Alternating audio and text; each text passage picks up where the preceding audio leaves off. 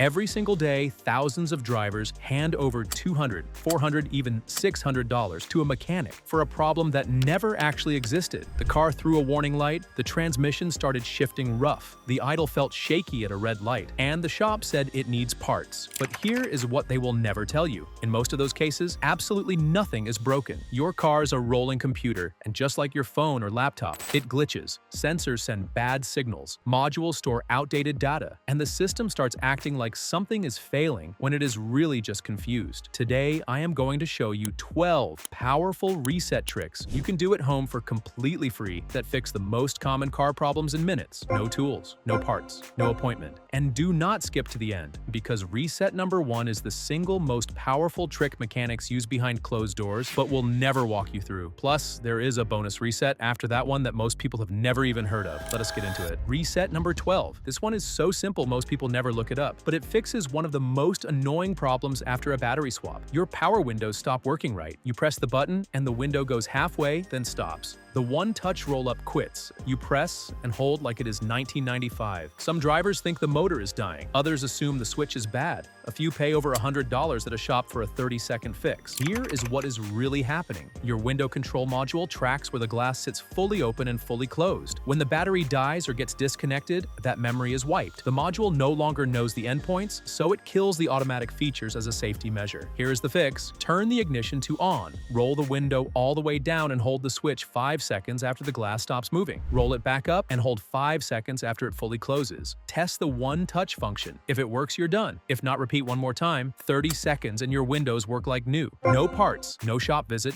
no bill. But if a confused window module is annoying, wait until your tire pressure system starts throwing false alarms. That is next. Reset number 11. That tire pressure light might be the most ignored warning in America. Drivers see it and assume a tire is low. They add air and hope it goes away. But sometimes it stays on even when every tire is properly inflated, because the system runs on stored calibration data. When that data gets confused after a tire rotation, temperature swing, or a battery disconnect, the light stays on for no reason. Dealers charge $50 to $100 to recalibrate it. You can do it in 2 minutes. First, inflate all 4 tires to the exact pressure on the sticker inside your driver door jamb. Quick tip: do not trust gas station pump gauges. They are almost never accurate. A digital tire pressure gauge costs around $10 and gives a precise reading every time. One of the cheapest tools that saves the most money long term. Once pressures are set, check if your car has a TPMS reset button. Toyota, Lexus, and others have one under the steering column or glove box. Press and hold until the light blinks 3 times. If your car does not have a button drive at highway speed,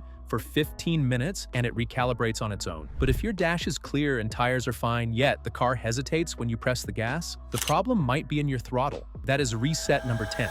Reset number 10. You press the gas and there is a delay. The car hesitates like it is deciding whether it wants to accelerate. Maybe you feel random jerks at cruising speed. Most drivers assume something expensive is wrong. Fuel injectors, throttle body, maybe the transmission, but in many cases, the real culprit is the throttle position sensor falling out of sync. This sensor reads how far you push the pedal and tells the engine how much power to deliver. After a weak battery, carbon buildup, or years of driving, it loses calibration. The engine computer starts guessing, and that guessing is what you feel. Here is the reset. Turn the key to on, but do not start the engine. Wait 3 seconds. Slowly press the gas pedal to the floor and hold for 10 seconds. Release and turn the key off. Wait 10 seconds, then start the car and let it idle a couple minutes without touching anything. This retrains the sensor to read your pedal's full sweep from 0 to wide open. Most drivers feel it immediately. Smoother acceleration, crisper response, and no more dead spots off the line. But if the throttle feels fine and your real issue is rough idling or dropping fuel economy, the problem might not be the pedal at all. It could be the air flowing into your engine. That is reset number 9. Reset number 9. You are at a red light and the engine feels like it is struggling to stay alive. It stumbles and shakes. When the light turns green, the car hesitates before picking up speed. Most drivers worry about fuel injectors or a catalytic converter, but one of the most overlooked causes is a dirty mass airflow sensor. This device sits after your air filter and measures how much air enters the engine. When it gets coated with dust or oil residue, it sends bad data and the engine runs rough. Here is the fix. Disconnect the negative battery cable and wait 15 minutes. Remove the MAF sensor, usually held by 2 screws near the air filter box. Grab a can of MAF sensor cleaner. Costs costs around $8 and is designed to clean delicate sensor wires without damage. I always recommend keeping a can in your garage. Never touch the wires with your fingers or a rag. Spray the sensor, let it air dry, reinstall it, and reconnect the battery. Start the engine and idle several minutes so the computer relearns airflow. You will notice smoother idle, better throttle response, and improved fuel economy almost right away. But if the idle stays rough, even after cleaning the airflow sensor, the issue might be how much air your engine gets at rest. That is reset number 8. Reset number 8. You pull up to a stop sign and instead of idling smooth, the engine shakes. RPMs bounce up and down, sometimes too high, other times so low the car almost dies. Most drivers think something mechanical is wrong, but in many cases, the idle air control system just lost calibration. This happens after a battery disconnect, a throttle body cleaning, or when the computer loses track of how much air the engine needs at rest. It is not broken. It forgot its baseline. Here's the reset. Start the car with every accessory off. No air conditioning, no radio, no headlights. Let the engine idle undisturbed for 5 minutes. Now switch on the air conditioning and headlights and idle another 5 minutes. This teaches the computer how to hold steady idle under no load and under heavy electrical load. Turn everything off and take the car for a 10-minute drive mixing city and highway. That lets the computer finalize adjustments for every condition. Once done, your idle should be smooth, steady, and stable no matter what you turn on. No more stalls at red lights or shaky vibrations in the drive-thru. But while a rough idle is frustrating, nothing drains your wallet faster than a car secretly burning more fuel than it should. That is where the next reset saves you real money. You are still here at reset number 7, which means you are serious about keeping your car running right and your money where it belongs, in your pocket. If this is already saving you from an unnecessary shop visit, hit that like button right now and subscribe so you never miss another video like this. Reset number 7. You have been filling up more often even though nothing has changed. The car feels sluggish and the gauge drops faster every week. Your engine computer stores long-term fuel trim values that control how much fuel gets injected every cycle. A clogged air filter, bad gas, or a sensor glitch can throw them off. The computer compensates by adding too much or too little fuel, and those bad adjustments stick. They quietly rob you of power and economy every mile. Resetting fuel trims wipes that clean and lets the system relearn the correct balance. Here is how. Disconnect the negative battery cable and leave it off for a full 30 minutes. A quick disconnect will not clear stored trim data. You need the full 30. Reconnect and make sure it is tight. Start the car and idle for 3 minutes without touching the gas. Then drive mixing city and highway for at least 15 minutes. This gives the computer enough data to recalculate fresh trims based on how the engine runs right now. Within a few tanks of gas, you will feel it. Better throttle response and improved mileage. But if fuel economy is fine, and your real headache is a transmission that slams into gear or hesitates between shifts, that is a different computer causing the problem. That is reset number 6. Reset number 6. Your car slams into second gear hard enough passengers notice, or it hesitates at highway speed like it cannot decide whether to downshift or hold. Maybe it hunts between gears in city traffic and never settles. Classic signs your transmission's adaptive memory has gone bad. Modern automatics learn your driving style over time, adjusting shift points and pressure. After a dead battery, years of stop and go, or a different driver using the car, it stores patterns that no longer match. It is literally shifting for someone else's habits. A reset clears that. Here is how. Turn the key to on without starting the engine. With your foot on the brake, slowly move the shifter through every gear. Park, reverse, neutral, drive, and low if equipped. Pause 3 seconds at each. Return to park and turn the key off. Wait 2 full minutes. Start the car and drive gently for 15 minutes, avoiding hard acceleration. Let the transmission observe your driving and rebuild its strategy from scratch. The difference shows up on the first drive. Smoother shifts, less hesitation, and a gearbox that finally matches you. But even with perfect shifting, there could be hidden error code stored right now that will cost hundreds at a shop. That brings us to something every driver should own. Before we get to reset number 5, let me save you serious money with one small investment. A basic OBD2 scanner costs around $20, and it might be the most valuable tool you ever keep in your glove box. Every time your check engine light comes on, the first thing a shop does is plug in this exact type of device. They read the code, tell you what it means, and charge $75 to $150 just for that diagnosis. With your own scanner, you do the same thing in 30 seconds from your driver's seat. Plug it into the OBD2 port under the steering column on the driver's side. Scan for codes, read what they mean, and clear them yourself. If the code was triggered by a one-time glitch like bad gas, a loose fuel cap, or a sensor hiccup, clearing it is all you need. If the code comes back, you know it is a real issue worth investigating. Either way, you skipped the diagnostic fee. Some scanners even show live data like fuel trims and sensor readings so you can confirm your resets are working. $20 versus $150 every time a light pops on. That math speaks for itself. Now let us get back to the countdown with a reset that handles one of the scariest warning lights on your dash. Reset number 5. You are driving, and the ABS warning light appears on the dash. The brakes feel fine, but that glowing orange light is hard to ignore. Most drivers panic and assume the braking system is failing. The shop visit starts at $200 before anyone touches a wrench. But here is what usually happens. A temporary glitch triggers the light, and the car never clears it. Low brake fluid that got topped off, a wheel speed sensor that picked up road grime, a weak battery causing a voltage dip. The ABS module flagged an error, stored the code, and left the light on after the problem resolved itself. A simple reset clears that code. Here is how. Turn the ignition off, open the fuse box, and find the ABS fuse. Your owner manual tells you which one. Pull it and leave it out for 15 minutes to drain stored memory. Reinsert the fuse, start the engine, and drive slowly for a short distance so the system recalibrates. If it was a glitch, the light disappears and braking returns to normal. No shop, no parts, no bill. But if one safety system can throw a false alarm like that, imagine what happens when your airbag system gets confused. That warning light is one nobody should ignore. That is reset number 4. Reset number 4.